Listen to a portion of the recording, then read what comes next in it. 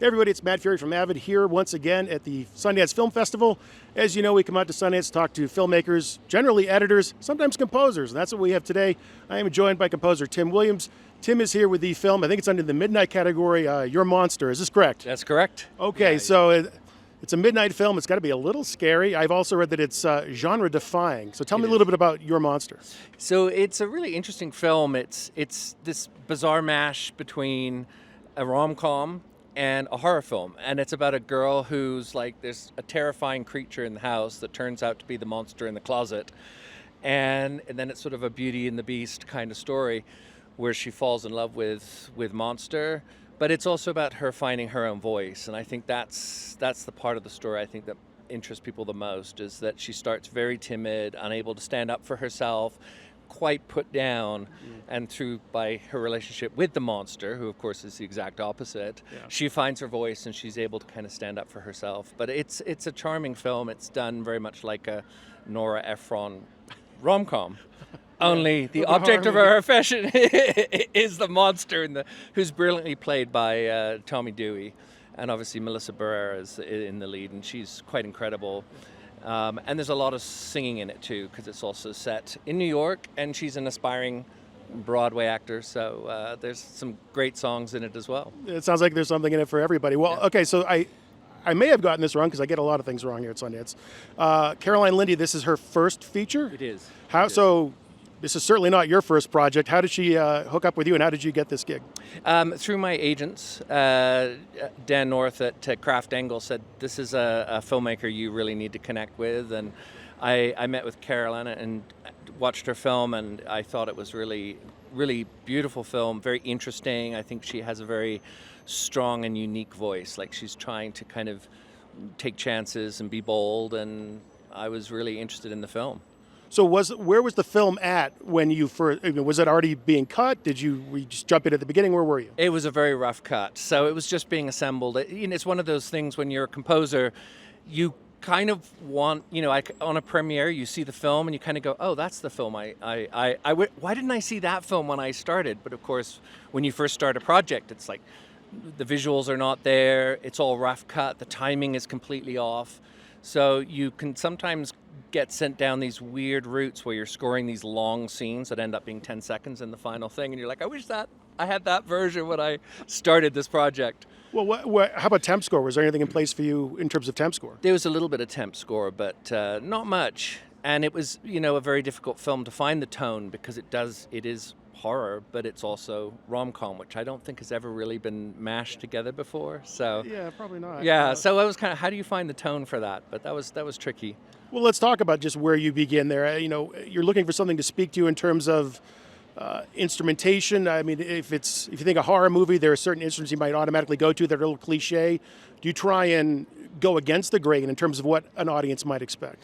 Yeah, I do. I mean, the film that was the most fun to play with was Pearl, and that was a film where I was asked specifically to use a language that was like an old 1940s style approach to the film, and I said to Ty West, do you really want this? He's like, yeah, I want it to sound like an old Hollywood film and embrace that musical language, but still tell sort of the story in that same way.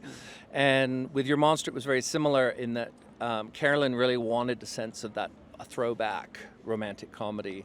So themes, piano, strings, and slight sort of jazz influence, kind of Mancini, those old Italian romantic comedies. Sure. And then, of course, the horror starts to sneak in, and it kind of goes down that road. But I think with every film, it's always trying to find it. I always say it's easy to write a film score. It's almost impossible to find the tone of the film. That's what takes me forever, is finding what instruments to use, what's the sound of the film. Once you have that, then the rest is not too hard. Okay, and tell me about, from a technical standpoint, your setup, the things that you use to, bring the film from just the germination of an idea to a finished score. Yeah, so I work in Pro Tools. I've worked in Pro Tools for about 20 years. It's fantastic because I've had the luxury of working on films that have live orchestra. So for me, having that wonderful sort of picture lock, and being in a nice Pro Tools grid where I can control the tempo, I can look exactly, and of course if I'm getting multiple versions of the film, editing is really, really simple. So for me, my studio is based in Pro Tools, and it starts with creating demos for the producers. But once it's approved, that process is pretty streamlined because it's, I just do mix downs into stems. It goes off to the studio. We record it with an orchestra, live musicians. We record, drums, guitars, all that kind of stuff. It's all in the same session. It's the session that I start with is the session I end with. And then, of course, it goes to these amazing mixers who make it sound fantastic. But it's such a streamlined process. I don't have to jump back and forth between different DAWs. And there are so many features, in Pro Tools that make my life really easy, like consolidation and bouncing to audio. So even though I'm working in MIDI, I move to audio very quickly. And the type of work I do is often very hybrid. So I want to use plugins right away. I want to have a synth sound that is really aggressive. So I can throw Decapitator on it. I can throw like Isotope Trash on it. And I know that that's the sound that is going to, if a director likes that sound, it's not somehow going to get lost in the process of transfers and all the rest of it. That's the sound.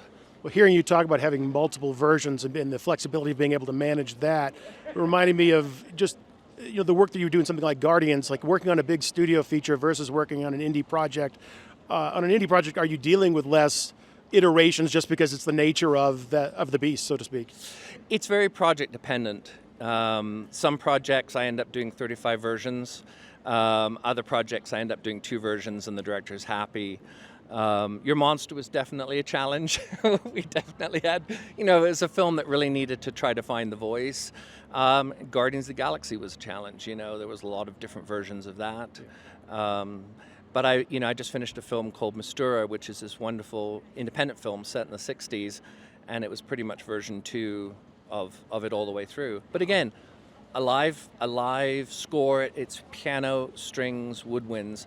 So my demo became the template for the live, became the template for the mix. So there's this lovely kind of streamlined process of beginning, playing it for the director, playing it for producers, getting it approved, and then the sound improving all the time, but still the essence of what I'm creating, or what I'm trying to convey in terms of the storytelling is always there, and the director doesn't have a weird surprise like, what's that sound? I've never heard that before. Yeah, they don't like that. No. A wise composer once told me, probably about 5 minutes ago, that the composing, the score really starts with the edit. What do you suppose that very wise composer meant by that? I think that was a comment I made in relationship to my admiration of editors.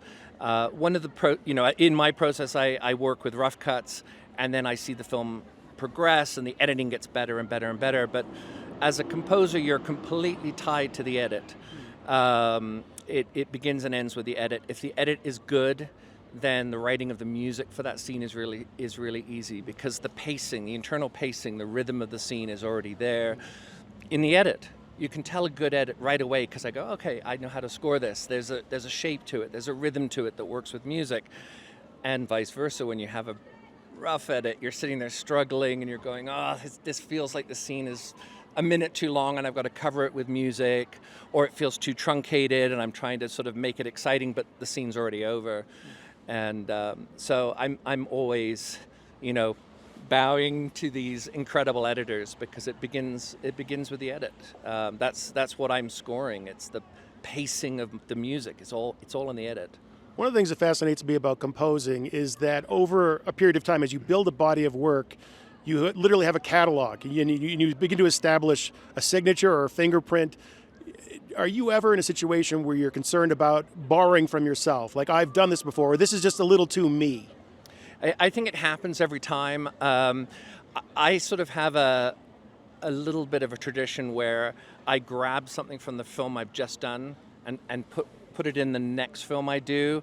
And whether it's a sound, I work a lot, obviously, I do a lot of horror films. So I'm constantly creating with orchestras these really interesting, scary tones and things like that. And if there's something particularly that I've just created that I really like, I shouldn't be saying this, but I'll use it as part of the process. But for me, that there is that sense of it being a joined catalog of work. There's stuff you learn. I'm always learning. I'm always trying stuff out. And if I find something I like, I'll put it in the next project. Yeah. But it's just a sound, or it's an idea, or something that I've discovered, and then the process continues. So for those who listen to the scores in succession, you'll definitely hear, oh, didn't you use that sound? Yeah. Isn't that from Brightburn? Isn't that from Get Out? Isn't that from... The answer is yes. And it's not that I'm borrowing the themes or anything like that, but sounds or interesting things that I find, a synth sound or some weird.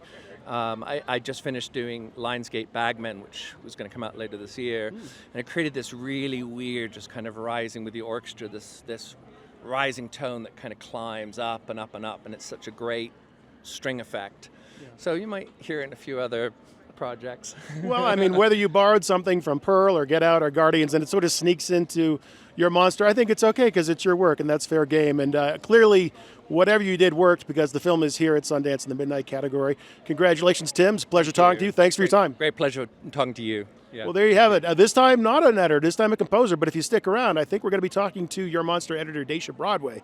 So do that. Pay attention to Avid's social media channels for more great content here at Sundance.